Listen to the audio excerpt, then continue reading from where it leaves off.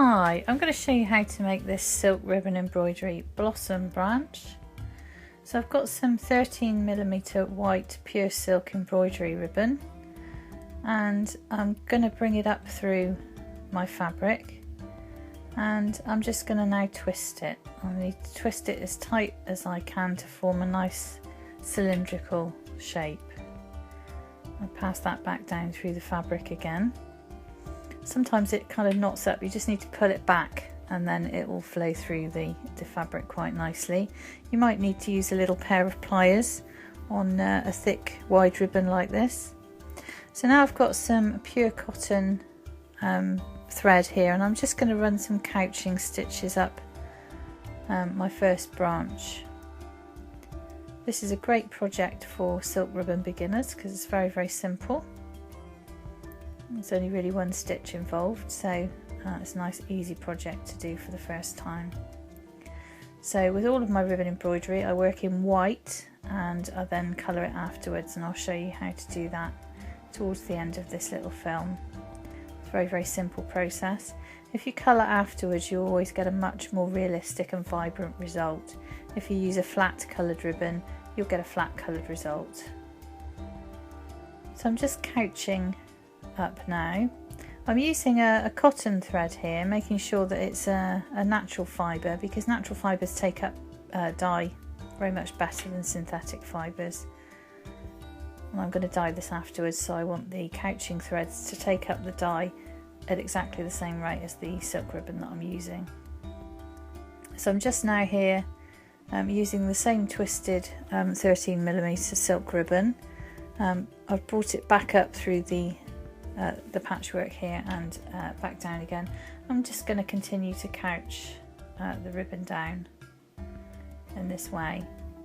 If you want to have a go at the little roses you can see across the bottom of the piece of work, these are French knot roses, and there's a film on how to do these on my YouTube channel and also on the tutorial pages of my website craftyattic.com, so you can find those there if you want to have a go at them. So I'm just now continuing to work and build up the branches here.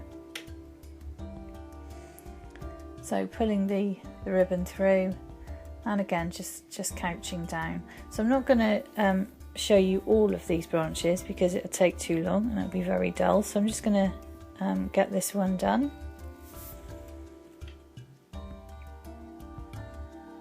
So these 13mm ribbons that I'm using here to form these main branches. I'm going to switch to, when I've done a lot more of these kind of main branches, I'm going to switch to a narrower ribbon to make narrower branches towards the end.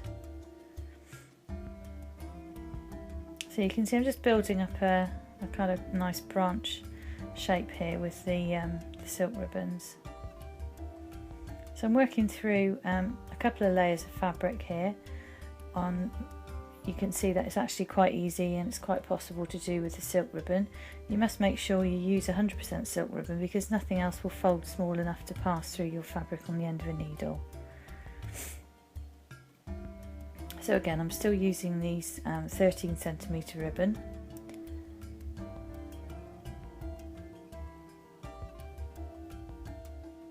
I'm just continuing to couch down.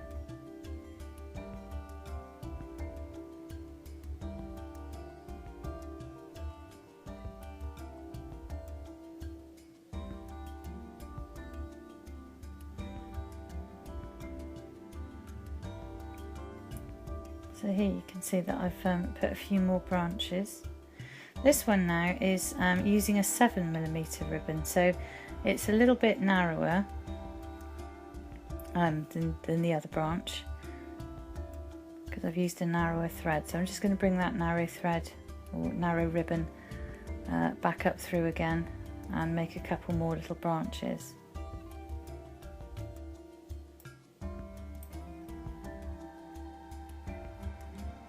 If you're not confident at doing this just as you go along, you can use an air erasable embroidery pen marker. You can draw the branch that you want on, and then you can just trace it with your threads to form the finished branch. So again here I'm just doing a couple more branches on the ends.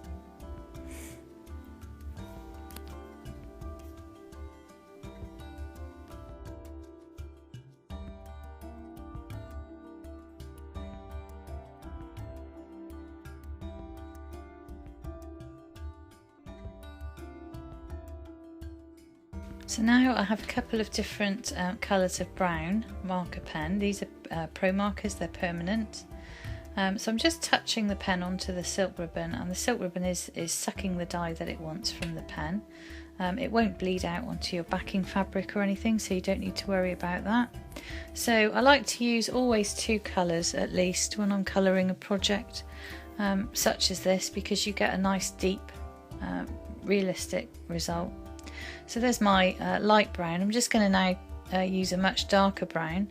The Pro Marker inks blend into each other very nicely when they're wet, so if you work quick enough while everything's still wet, the silk and the dye will work together and do the work for you, and will just blend beautifully into a lovely subtle coloured result. So there's my beautiful coloured branch.